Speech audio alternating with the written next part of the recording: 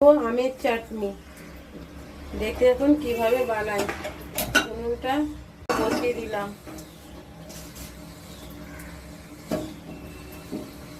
শুকনো লঙ্কা আর 5 ফোড়নটা ভেজে নেব।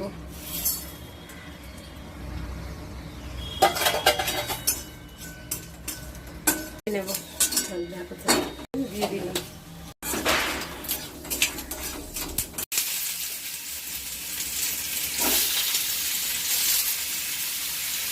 ছোলা সিদ্ধ আমগুলো দিয়ে দিলাম।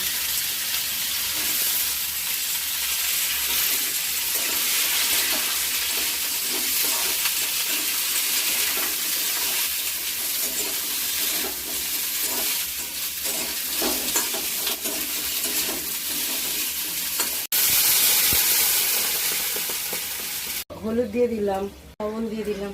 তাহলে আমগুলো সেদ্ধ করতে দেবো।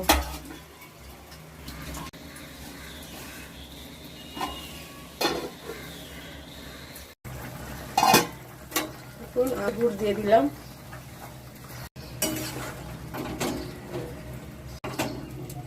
নামিয়ে নেবো, হয়ে গেছে।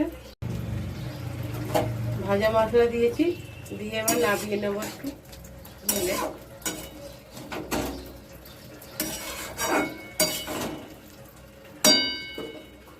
এবার নামিয়ে নিলাম। এই দেখুন বন্ধুরা, আখের গুড় দিয়ে খোলা শুদ্ধ আমের চাটনি, ভাজা মশলা দিয়েছি, 5 ফোড়ন আর শুকনো লঙ্কা। যদি রেসিপিটা ভালো লাগে, চাটনিটা ভালো লাগে, তাহলে লাইক করবেন, শেয়ার করবেন, কমেন্ট করবেন।